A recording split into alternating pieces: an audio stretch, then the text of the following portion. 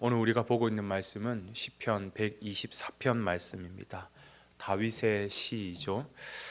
다윗이 큰 대적과 함께 싸웠던 그 전쟁에서 전쟁마다 지켜주신 그 하나님 앞에 감사하면서 성전에 올라가며 그 하나님을 향하여 즐거이 노래를 부르는 바로 그러한 시라고 볼 수 있습니다. 여러분, 우리 인생에도 전쟁에 비유하기도 하죠.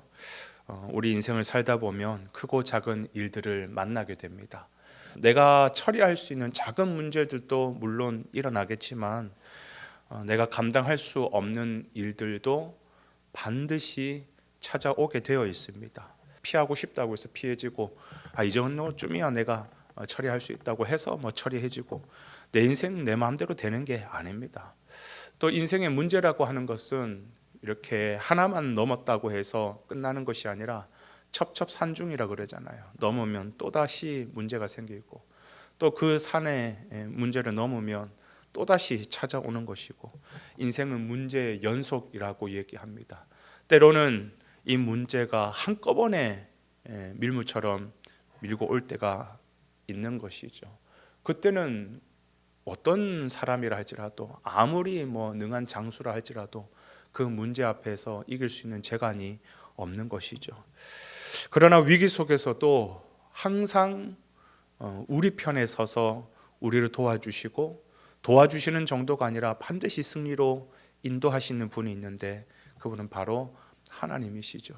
그래서 하나님을 향하여 감사하라, 하나님을 향하여 기뻐하라, 즐거워하라 라고 오늘 본문 1절 2절은 얘기합니다. 과거 전쟁에서 나갈 때마다 저거는 내가 감당하기 어렵겠는데 하는 그런 순간마다 하나님께서 찾아와 주시고 만나 주시고 도와주시고 승리하게 하셨다라는 것이죠.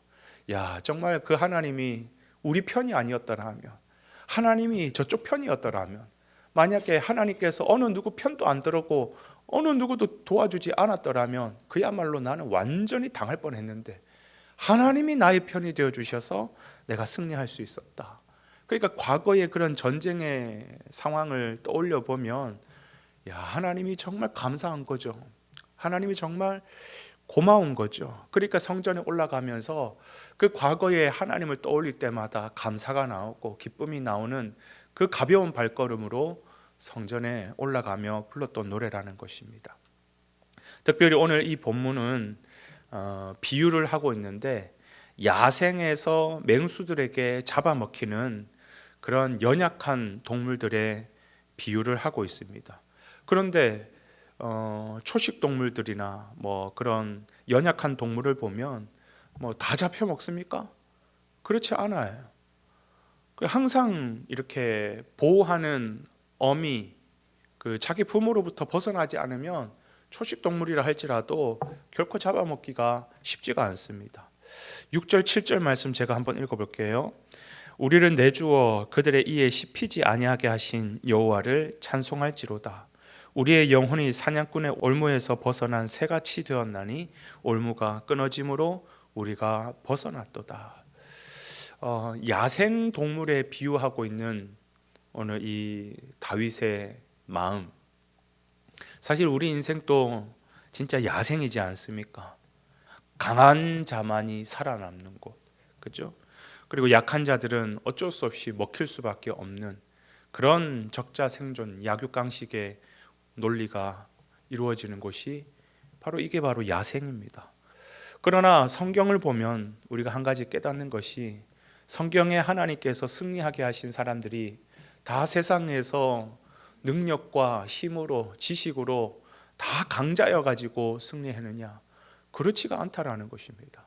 아무리 세상이라 할지라도 오직 살아남는 법은 아버지에게 붙어있는 자, 아버지와 함께하는 자들은 절대로 죽지 않는다. 이것 또한 야생의 법칙이라고 볼 수가 있는 것이죠. 사실 새끼들은 힘도 없고 늘 맹수들에 의해서 위협을 당하고 있지만, 어떻게 새끼들이, 아무 방어력이 없는 새끼들이 살아갈 수 있느냐? 부모의 보호 아래에 있는 거거든요. 조류 같은 경우는 이제 알을 낳잖아요, 그죠? 그럼 알은 어떻습니까? 알도 뭐 독수리들이 와가지고 막 움켜잡고 먹을 수도 있는데 알 상태에서는 어떻게 할 수 있습니까? 근데 진짜 위험에 노출이 되어 있는 거죠. 그러나 어미가 그 알을 떠나지 않고 그 어미가 알을 온전히 품고 있죠. 그러니까 그 알 안에서도 새끼들이 온전히 부활할 수 있는 것 아니겠습니까? 그래서 출애굽기 19장 4절에도 보면 뭐라고 하냐면 주님께서 이렇게 표현하고 있어요. 내가 독수리 날개로 너희를 업어 인도하였다. 하나님께서 그렇게 날개의 그늘 아래 우리를 숨기면서 품으면서 그렇게 우리를 업어 인도하셨다라고 얘기하고 있는 것이, 우리에게도 우리를 창조하여 주시고 우리의 영혼을 하나님의 형상으로 닮은 우리의 아버지가 있다라고 성경은 이야기하고 있죠. 그 아버지가 누구냐? 8절에 나와 있습니다. 우리의 도움은 천지를 지으신 여호와의 이름에 있도다. 그 이름은 바로 여호와 하나님. 우리는 그분을 아버지라고 부릅니다. 그분은 영원히 우리 편에 계실 것입니다. 그리고 우리를 도우시고 우리를 인도하실 것입니다. 3절에 보면 그 악인들의 노여움, 그게 얼마나 맹렬한지, 그죠? 우리를 산채로 삼킨다 그러는데 이거는 바로 세상의 악함 속에서도 우리를 지키시는 하나님의 그림을 보여주는 것이죠. 4절에도 보면 물이 넘쳐나서 그야말로 우리가 완전히 집어삼킴을 당하게 될 것인데, 이거는 뭘 의미하느냐? 곧 악한 어떤 공격뿐만이 아니라 일반적인 자잘한 위험 속에서도 늘 지키고 보호하시는 그 하나님을 우리에게 보여주고 있는 것이죠.